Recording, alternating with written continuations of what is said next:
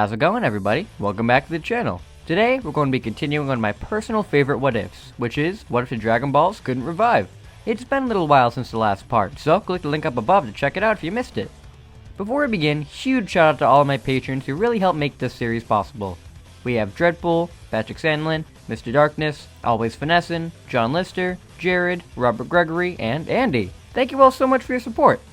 If you guys want to see the next part faster as well, then let's see if we can get this part to 500 likes.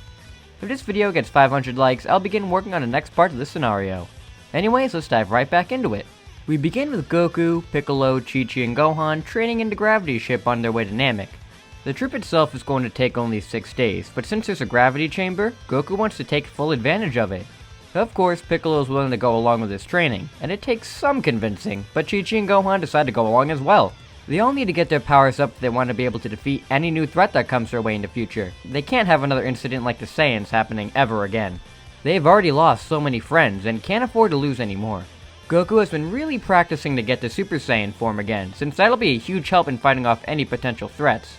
Training with Piccolo under intense gravity for a long while will help him out with this too, and in the first few days of travel, he manages to gain access to it fully.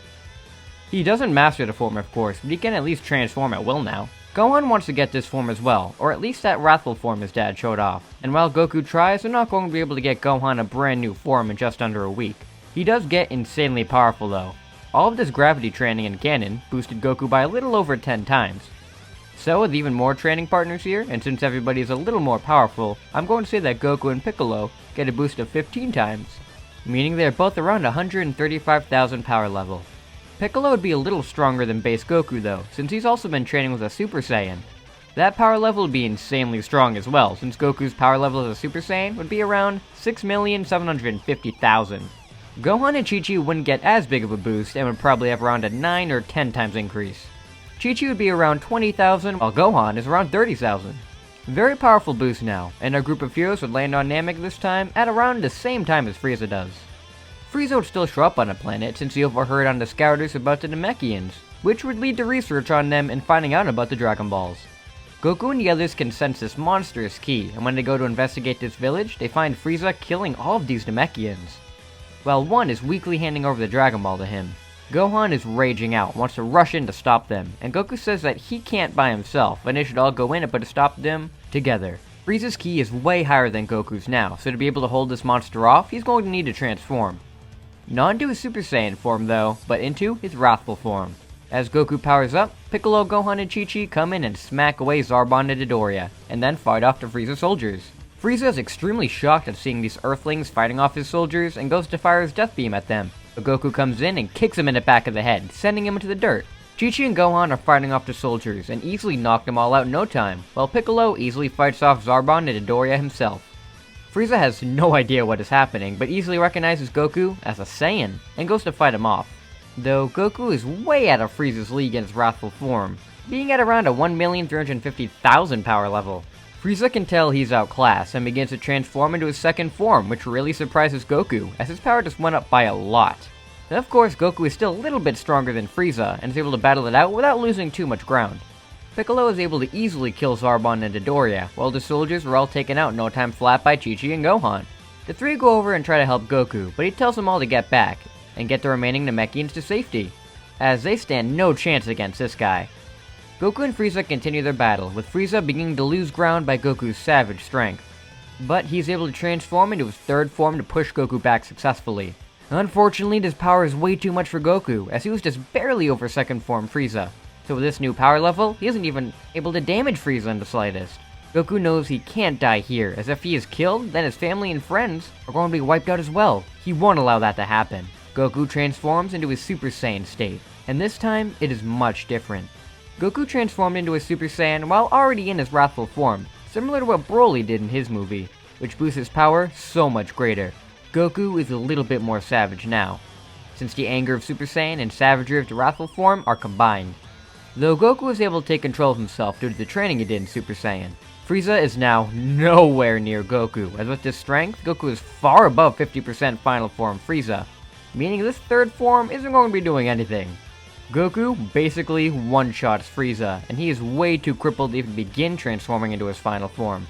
Again, Goku is very conflicted over killing Freeza, as he killed all of these Namekians and seems like a very evil guy.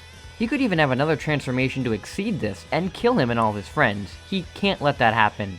No more death. Goku fires a full power Kamehameha at Freeza, wiping him off the face of Namek. Goku goes back up to his friends and tells them Freeza is gone and that he won't be bothering the Namekians anymore. The Namekians thank Goku for everything, as Freeza is going to kill the remaining Namekians on this planet, and there already aren't as many as it is, so that would have been the end of Namek. Goku then asks if there is a way for them to bring back the fallen Namekians with the Dragon Balls, and they all wait eagerly for the answer. The old Namekian reveals to them all that there is no way to bring them back.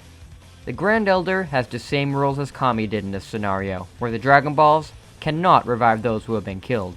Now, I bet some of you are disappointed by me making it so that the Namekian Dragon Balls can't bring people back to life. Though, I'm thinking from a storyteller's point of view. If I made it so that the Namekian Dragon Balls could bring people back to life, it would make this story meaningless, since the title would just be wrong. There wouldn't be any consequences, and if somebody dies, they can just go to Namek and bring them back, which isn't the point of this story at all. While, yes, it is possible they could bring everybody back, it just makes more sense in this timeline for them not to. So that's the reason why I had the Namekian Dragon Balls not be able to bring those back. Of course, all of the Z Fighters are very disappointed, as they essentially made this whole trip for nothing. Though it wasn't a complete waste, as on the way here, they trained to get stronger, and even defeated a tyrannical dictator, saving countless more lives. At least they're able to manage that. The Z Fighters are brought to the Grand Elder though, where he thanks them for saving their planet, and as thanks, he unlocks all of their potential, boosting their powers even more. The Z Fighters thank the Grand Elder for helping them, and they return back to Earth, still very depressed that they failed in their mission. Once they get back to Earth, they continue their training though, hoping to get even more powerful to defeat any incoming threats. Goku trains with all of his friends more, and Gohan really trains with Appa, as the two work very well together. It has been a few years since Namek, and Goku and Chi-Chi have gotten much closer as a couple due to her training some more, which has them conceive Goten much earlier. One day though, they all sense a very powerful being arriving on the planet, King Cold.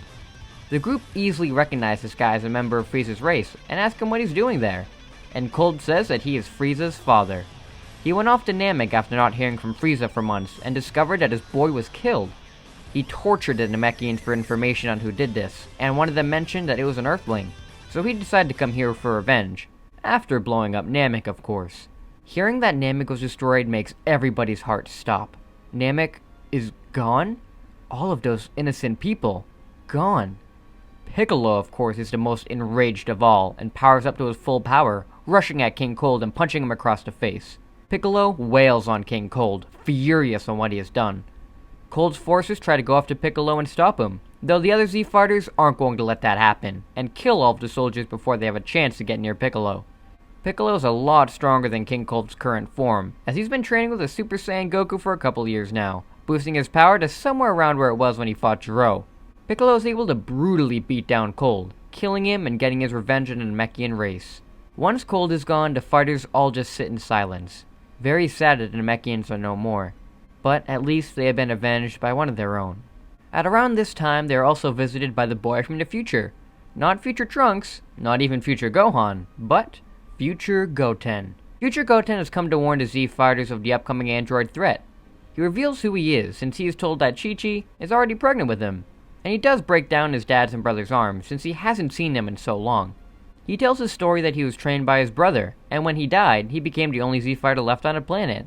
As with Goku's death, the fighter stood no chance against the androids. He has come to deliver the heart medicine, hoping that with his father being around, the Z Fighters will have a much better chance against these androids.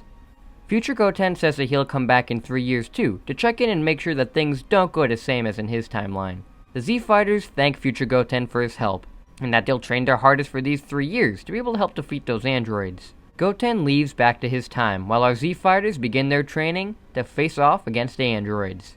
And that's where we're going to be leaving this part for right now. We've made it to part 3, and hey, the world hasn't ended yet, so that's very good for our heroes.